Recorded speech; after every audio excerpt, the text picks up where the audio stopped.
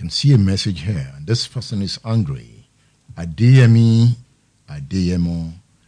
He says on Instagram, Yahoo is bad. We all know.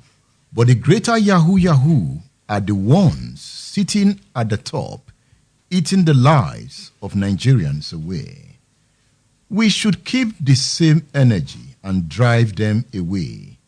But if we keep speaking and speaking on the radio and on social media about it, we will only get more youths embarking on this Yahoo journey. I can't go to school for 17 years only for someone to tell me to start selling bread on the street. Something needs to be done. Damn it. Yeah. Sincerely, we all need to become hungry. Yes. Okay. Sincerely. Because I have always said it. Nigeria is heading nowhere very fast. Very fast. Sincerely. We are heading nowhere very, very fast. Because it is, in the Yoruba parlance, they say the horse in front is the one behind we will look up to. These leaders of ours, I don't know what to call them. For me, they are the biggest fraud that you can ever think about. As a growing young person, you look up to the governor in your state, the chairman, the president, the senators. You see what they do. And they come to tell you, you don't need this form of qualification to aspire to political offices. But we go to school, including the strike and everything, you end up spending 8 years for a 4-year course. You come out, and they tell you, guy, there's no job here. And one nuisance that doesn't have even O-level becomes the governor. You know, it is pathetic. If you cannot build something on nothing, Nigeria does not have a clear-cut goal as a nation. Yes. So Yahoo is one of the reactions It is. of its young people. It is.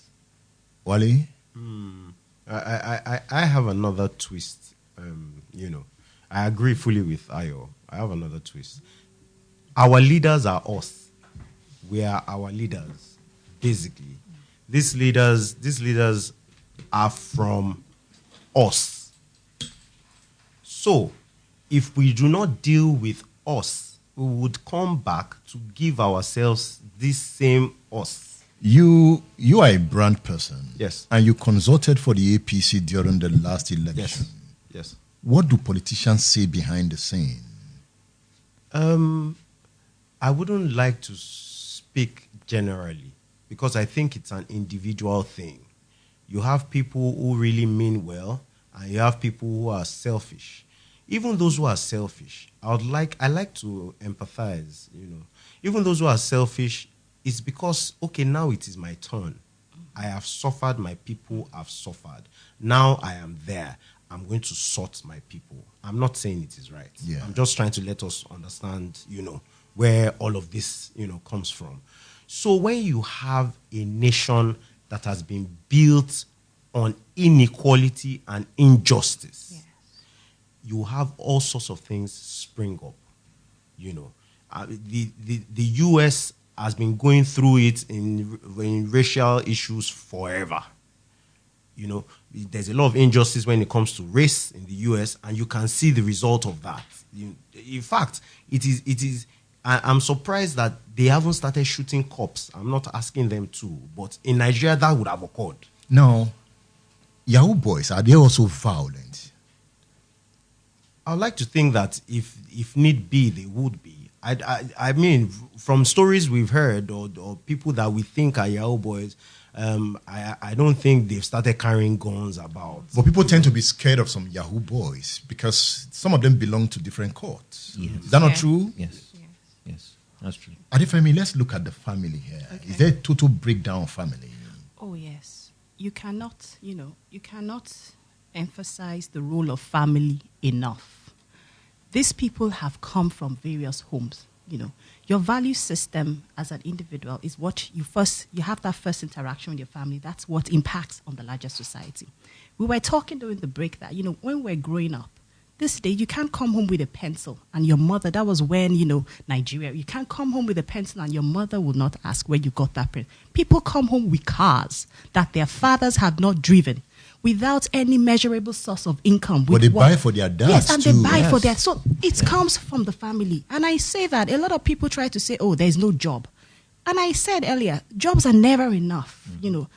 In the situation we have in this country, I have met many young people that are doing very well, that are thinking outside the box. And there's also potential. These guys are very intelligent. Come to think of it, they are intelligent.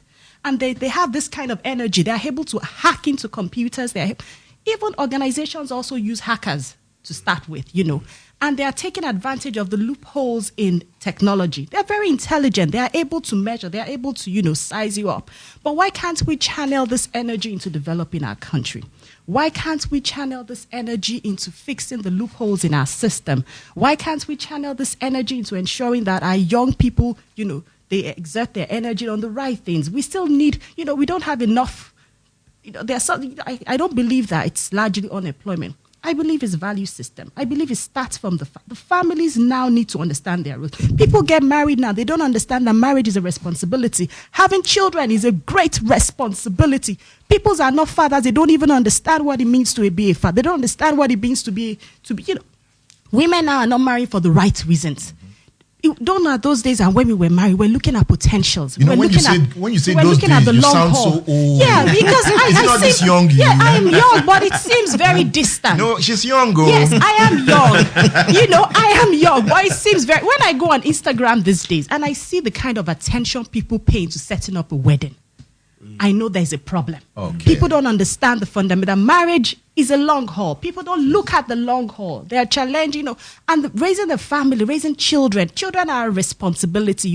They bear a family name, and that family has value. Let's look at the influence Yahoo boys wield, especially when it comes to ladies. Mm-hmm. Yeah. They have a way of getting the finest girls. I think they will answer that. The guys should answer that. Ayo, tell me, how do they do it? Ayo is actually the best. Well, and not just one. They have girls. Yes. Ladies generally gravitate towards wherever money is. Mm-hmm. Yeah, it's a natural law. True. Every lady wants to. Are you saying every lady? No, I think it means security. Security, yes. Security. Probably that would be the best word for it. Yeah. Because every lady wants to live right, wants to be taken care of, wants to be pampered. And these guys are sort of the ones with the money right now in the society. So generally, and because also the level of poverty in Nigeria is escalating every day. So parents, like she said, they've chosen to push out their ladies, their girls, go out and hunt for, it has become a hunt. So even the girls are hunting for the Yahoo boys. Yes, it has become a hunt. The way the EFCC hunts them. Yes. But just that the EFCC take them to prison. Even more than the EFCC. And the girls give them comfort, right? Well, the girls to some sort of prison. Actually, it depends on how you look at it. Yeah. Okay. Because I think even for the girls, it still boils down to what Femi was saying. It's a value thing. But what about the boys? You see, boys also move towards the Yahoo guys. They come with crew to understudy. They always come with this crowd. Growing up, my parents are academics, so I'd like to say that we don't belong to the upper, in terms of finances. Very comfortable. I had a wonderful childhood, but we didn't grow up learning that money is the be-all, end-all. In fact, my sister got double our own pocket money because my dad just didn't want any guys enticing her with money. He will come visit her in the same school we're at. We wouldn't get to see him, But he thought that she needed that male attention from, a father figure. You understand me? But, nowadays, we're not old, like we've said. But things were bad when we were growing up. Now, they're like a billion times It's rotten worse. now. A billion times worse. Let's look at the role of the entertainment industry, especially musicians. They tend to hype the Yahoo boys. Oh, yes. Nobody seems to be regulating the music industry. Sometimes when you listen to the music, it's either they're shaking bum talking about drugs, and it's acceptable. It shows the kind of, you can measure society, by the kind of music, what kind of music that they gravitate towards, Look at what Naira Marley did. Yes. I read that. I didn't even know who he was, but because when it became an internet sensation, I had to, keep myself abreast of, who he was. And you find on social, there were many people defending him. There were many people on social media, calling for his release and saying he was unjustly tried. And I thought that's even the biggest problem, when you have an army of young people supporting what is not right. I think Femi is being nice. Let me be honest. The music industry in Nigeria is funded by Yahoo Boys. Funded by Yahoo Boys. That's what it is. So you cannot expect them to work against themselves. Then they are doing something. If they are funding that industry and that industry is successful to some extent, it helps them launder money. Yes. My artist who hasn't done 20 shows, I can say he has earned 400 million naira. But EFCC can call. How did you earn the 400 million? The thing is, the way the EFCC is structured on a petition basis, sort of. But is EFCC even doing a good job? You tend to hear stories. It's all selective. Yeah. It's all selective, yes. and then you hear stories Selective justice. if you have enough money, you pay them and you'll be fine. I don't know. They'll let you off the hook. You see, there is a book I want you to read. I'll tell you about the book next week. In fact, the book talks about 419 and names were mentioned. Names like Ade Bender, Yes. Kakudu Benson. I will tell you about it because I'm getting more interested in this story. So I'm researching on Yahoo. Perhaps it is time to save Nigerian youth, or we are all defrauded. Oh, yes. Because the Nigerian state is defrauding its people, and its people are rising to defraud themselves. That is a problem. Join the conversation. 080-915-51055. Remember to hit the nail on the head. 080-569-98678. So those are the numbers to call. Hello, good morning. Hello, good morning. Please turn down the volume of your radio. Hello, are you there? Hello. Okay, you're there. Okay. So I think that there's a problem we have in Nigeria which we need to begin to address. And that problem is the fact that most times we talk about the issues. We don't talk about the roots of these issues. I was very glad when one of your guests mentioned that it's actually the society we live in at the moment where the leaders we have come from. So it's just what we see now. And then you were talking about the Yahoo guys too. These guys didn't come from heaven. They live among us. And it's also the side where we try to mystify some of these issues. During the last election, someone told me that there's a popular hotel in town owned by a prominent, influential person where Yahoo guys actually see like an heaven for them to do what you do. So they go there because they know that this place is safe for them to practice. I want you, Edmund, to investigate this thing because I'm beginning to lose, in fact, confidence in the media these days, especially in your state. Can you hear me? I can hear you. Yes, because I expect a lot of investigative journalism to where you have so many media houses. For instance, this particular story I mentioned, I want to, because it still operates, and I'm sure that if you dig deep, you'll find out about this place where these guys can go and operate freely because they know that there's nobody that will check them there.